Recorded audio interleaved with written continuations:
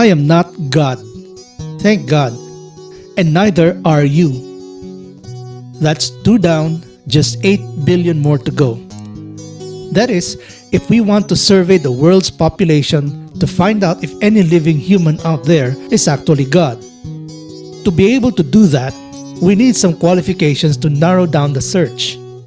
Against what criteria do we hold each human being to see if he exhibits the qualities of God? Before we can even prove that God exists or not, we already need to agree on some assumptions of what God should be like. I have to be careful here. An assumption is actually an expectation. It's like saying, God better be like this or like that if he is to be God. No matter how superlative we make those qualities, they are still our expectations of God. Somebody who goes to church and reads his or her Bible will warn us that we are now actually constructing God according to our specifications. Are we? In wanting to prove that God exists or not, are we not creating God according to our likeness? Well, that depends. If we possess the qualities that we expect God to have, then we are indeed patterning Him after us.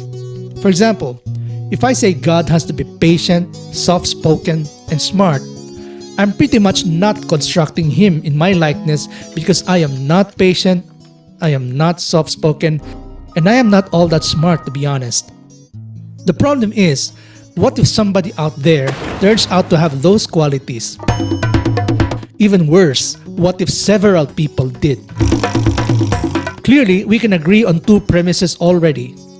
1, if God exists, He has to be alone, singular in His essential, defining qualities. We are looking for only one God, and not the winner in a best God competition. In Latin, He is not just primus inter pares or the first among peers. Instead, He is sui generis or in a class of His own. There should be none like Him. There is none like you. Why would it be necessary to make an assumption like this? Well, for one thing, we are not interested in proving the existence of a very common, very ordinary God. It will be a waste of time. We don't want to just repeat what the ancient Greeks or the ancient Romans did. They loved to invent many gods. They had gods for every occasion. They even built enormous temples and monuments to honor each of these gods. Speaking of monuments, the largest monuments dedicated to gods are the pyramids of Giza in Egypt. Buried inside these pyramids are usually the remains of some dead pharaoh who was elevated by Egyptian folklore to the status of gods. There's no question these pharaohs once existed and served the office of human kings. But today, they're all just dusty, crusty, crumbling mummies capable of doing nothing anymore. If we are to find God and prove that He exists, His existence must not be the kind that can be measured only in years or centuries or even millennia. His existence must be permanent and continuing or never ending. That way, we can keep going back to retest our evidence over and over as much as we want. Number 2, I would suggest that we can save a lot of time comparing if we just agree on the premise that He is incomparable. Why not? We said His qualities must be superlative in any case so that no one can just come forward and claim that He is God. If we allowed that and several people came forward, then we'd really be in trouble. We would be spending the rest of our lives interviewing these God applicants and vetting them for godhood. We can solve that problem easily by assuming that for every criteria of qualification, we will raise the bar so high that no one can meet it except the God whose existence we are trying to prove or disprove. So to start off, we need to agree that God is powerful. And I mean awesome powerful, because I've known powerful athletes, powerful politicians, powerful singers, powerful debaters, and so on and so forth. And in nature, I've witnessed powerful hurricanes, experienced powerful earthquakes, felt the powerful waves of the ocean, powerful scorching heat of the sun, etc. So to make sure that we raise the bar so high that no one and no thing can measure up, Let's add together all of those powers and expect God to possess all of them, making Him all-powerful in every sense of the word. And don't worry that we might have missed anything, because the meaning of all takes care of that. So if we can conceive it in our minds, it's included. Again, why is it necessary to make this kind of assumption? The reason is, if God exists at all, certainly He must be consequential, meaning He can cause things to happen. This means that He is capable of performing action. We agreed earlier that whatever quality He has, He exercises it to the superlative degree. That means if He can do one thing, He can do everything.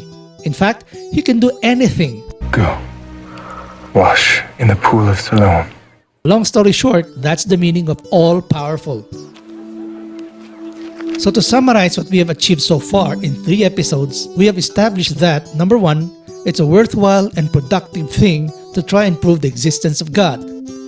The opposite, of course, is implied. So if we fail to prove that He exists, then we just prove that He doesn't. Number 2, we know we can do this because we are secure about the fact that we exist. In fact, we do not only exist, but apparently we can think. And number 3, thanks to the fact that we can think, we are able to come to some agreement on what should be the qualities of the God we're looking for. Like today, we settled that God has to be all-powerful. That's all for now. On a side note, when I started this series, Does God Exist?, I was mindful that it's entirely possible I bit off something larger than I can chew. I was prepared to seek and receive help from others. So in the next several episodes to come, I will be joined by some friends who have also given this matter some careful thought. 2 of them are the Reverend Saul De Guia, Senior Pastor of the Gateway Christian Community in Baguio City, and Pastor Leo Clemente, Senior Pastor of the International Church of Praise in San Diego, California, and is currently pursuing advanced studies in the Reformed Theological Seminary, also in San Diego. We may not be living during the age of enlightenment of the 17th, 18th, and early 19th centuries anymore, but to me, it comes as no surprise that the people who still talk about God issues even in this age of the internet are people who must have proven to their satisfaction that God exists. If there are created beings, then there must be a creator. Who wouldn't want to hear from people like that? Nothing comes to random. Everything comes with a purpose and design. This is going to be exciting. Random, then there has to be a designer. Again, if you like this video, please give me a big thumbs up and subscribe below. Then I'll see you in the next video. Scientists, theorists, philosophers, theists, atheists, bloggers today would argue to a certain degree. But at the end of the day, one important question needs to be